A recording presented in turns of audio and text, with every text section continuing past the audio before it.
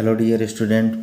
तो आज हम बात कर लेते हैं जो कि बी फॉर्म फर्स्ट ईयर के फर्स्ट सेमेस्टर में जो नए बच्चे आए हैं तो उनके जो फार्मास्यूटिक्स का पहला टॉपिक है, मतलब पहली यूनिट में आपका हिस्ट्री ऑफ फार्माकोपिया है, वो मैंने तो बता ही दिया है। लेकिन जो दूसरा टॉपिक उसमें आता है तो सबसे पहला टॉपिक अगर माना जाता है कॉमन, वो होता है doses form.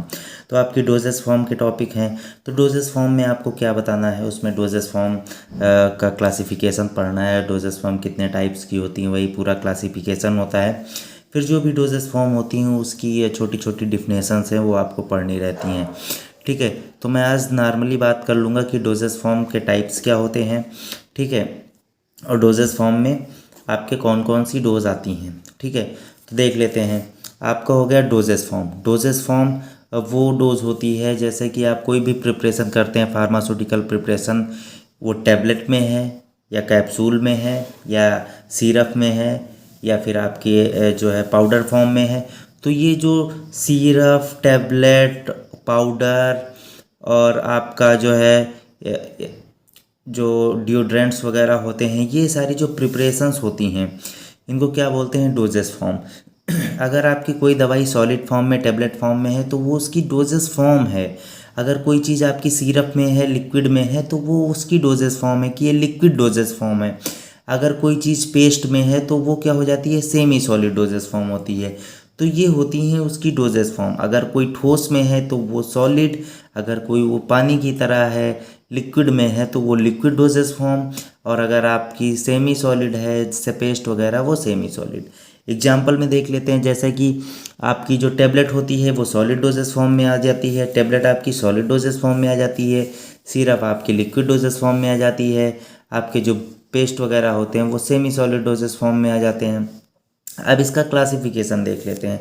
Solid doses form, जो डोजेस फॉर्म होती है वो कितने टाइप्स की होती हैं।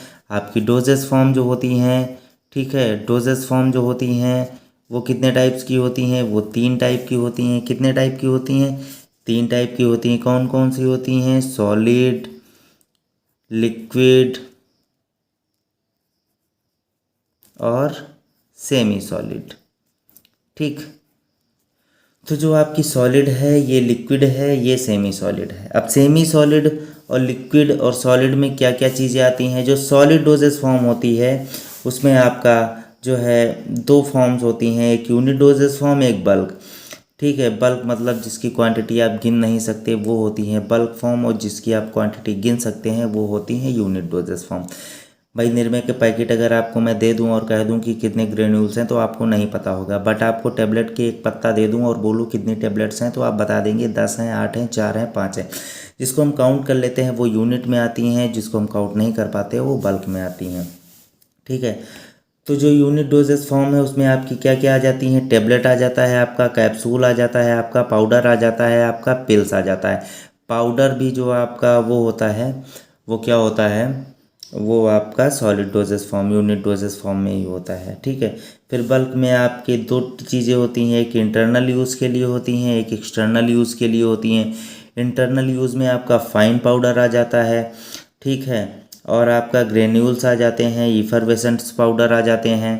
ठीक, और एक्सटर्नली में आपका डस्टिंग पाउडर आ जाता है, इंसुफ्लेशंस आ जाता है, डेंटिफ्राइसेस आ जाता है, जैसे डेंटिफ्राइसेस में आपका तूश पाउडर, स्नफ वगैरह आ जाता है। ठीक, आपको पता है कि ये आप जो है दांतों को सफाई करने के लिए यूज़ करते हो, फिर रिमूव आउट कर देते हो पानी से। ठीक है, तो ये हो जाते हैं आपके एक्सटर्नल। अब बात कर लेते हैं लिक्विड डोजेस फॉर्म। तो ये आपके लिक्विड डोजेस फॉर्म है, और लिक्विड डोजेस फॉर्म में आपका क्या क्या होता है, एक तो मोनोफेजिक प्रिपरेशन होती है, एक तो बाईफेजिक होती हैं। मैंने बताया है जो लिक्विड डोजेस फॉर्म है वो बाईफेजिक के लिए भी प्रयोग में लाया जाता है और मोनोफेजिक के लिए।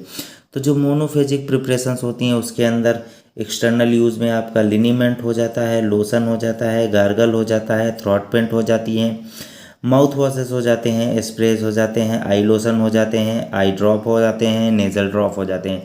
ये सब एक्सटर्नली यूज होते हैं मोनोफेजिक डोजेस फॉर्म में। ठीक है, जो इंटरनली आप यूज़ करते हैं वो क्या क्या हैं। तो इंटरनली यूज़ में आपका सिरप यूज़ होता है, एलिक्जर्स यूज़ हो जाता है, लिंटस यूज़ हो जाता है, ड्रॉप्स यूज़ हो जाते हैं। ये आपकी होती है monophasic liquid dosage form. Externally कौन कौन सी आपकी प्रिपरेशंस हैं, डोजेस फॉर्म है, इंटरनली कौन कौन सी आपकी डोजेस फॉर्म है, ये आपको पता लग गई। इनकी सबकी प्रिपरेशंस मैंने बताई हुई है, एक एक वीडियो मैंने बनाया हुआ है, माउथ वॉश का अलग, सिरप का अलग, एलिक्जर्स का अलग, उसकी प्रिपरेशन तो आप देख लीजिएगा उसको। ठीक है, अब बाईफेजिक में आपका इमल्सन और सस्पेंसन आता है। जो मोनोफेजिक होता है वह वन फेज सिस्टम होता है, जो बाईफेजिक होता है वो टू फेज सिस्टम होता है। इसमें जो सॉल्यूट पार्टिकल है वो सॉल्वेंट में पूरी तरह से डिसॉल्व हो जाता है, बाईफेजिक में जो होता है वो डिसॉल्व नहीं होता है।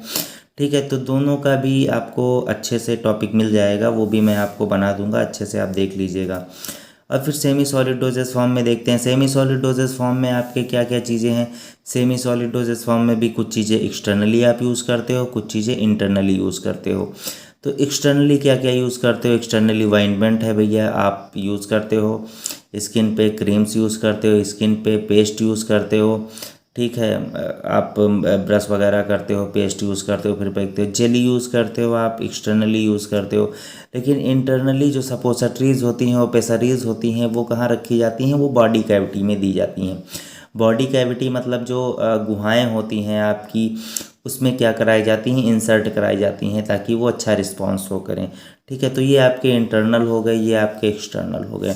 आपको कोई डाउट नहीं, आपकी जो डोजेस फॉर्म होती हैं वो 3 टाइप की होती हैं। सॉलिड डोजेस फॉर्म होती है, लिक्विड डोजेस फॉर्म होती है, सेमी सॉलिड होती है।